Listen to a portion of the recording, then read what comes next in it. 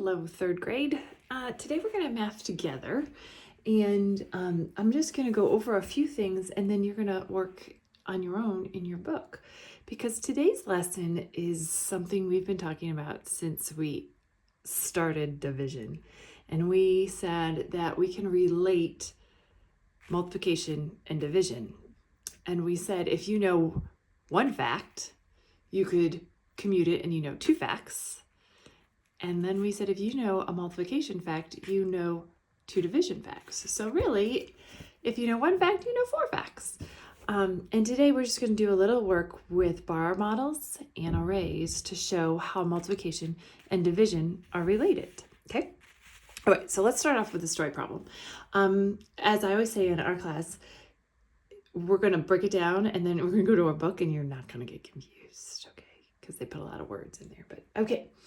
So here's the story problem. Mrs. Albert went to the fair and she went on the same ride 6 times and used the same number of tickets each time. She used 18 tickets. How many tickets did she use each time she went on the ride? All right. So if we break it down, we know the total number, right? We know the total number. So the total number is 18 tickets. She used 18 tickets. And we know that she went on a ride 6 times. So we're going to divide this bar model into sixths. So, okay, I'll do thirds, and then I'll do my thirds in half, and I'll have 6. I'll have 6 equal, pretend they're equal for me. 1, 2, 3, 4, 5, 6 equal sections. So we know 2 things. We know she had she used 18 tickets altogether, and she went on a ride 6 times. So how many tickets did she use for each ride?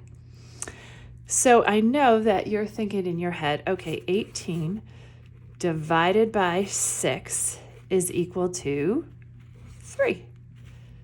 Because she went on 6 rides, they each cost 3 tickets. 6 times 3 equals 18.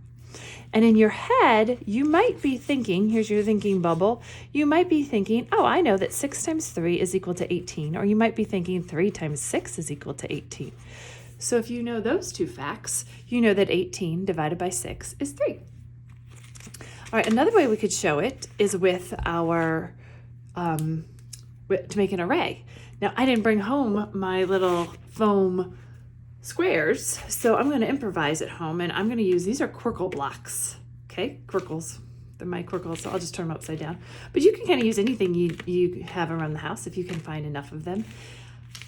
All right, so here we go. Same problem. Let's model it. Ready?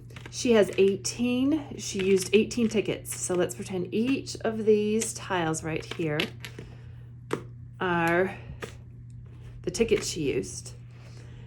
And let's say that she went on 6 rides. So we're going to put them in groups of 6. Groups of 6. All right.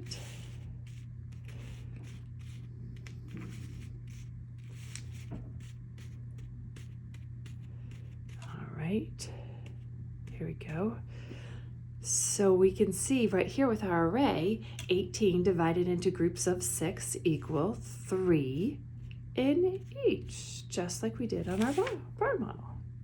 Okay, if we did the hokey pokey and we turned our fact around, we can have the same thing, 6 rows of 3.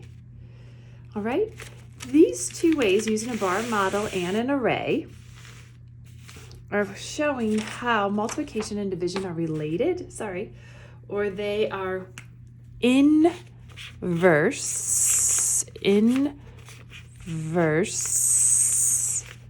operations. And when you get into your math book, you'll notice that those words are highlighted because they want them to stand out to you. But inverse operations, which multiplication and division are opposite operations or inverse operations. So as you're thinking in your head of 18 divided by 6, you might be thinking 6 times 3 is 18 or 3 times 6 is 18 because they are inverse operations, which goes back to if you know one fact, you know four. All right, so I just did the problem that's on the very first page of our lesson today, 6.7. You're going to work through it and show your work, and then you're going to keep on rolling through the rest of the lesson. I think you're going to find it pretty simple because you guys are really good at your facts. And if you know your multiplication, you know your division. Have fun.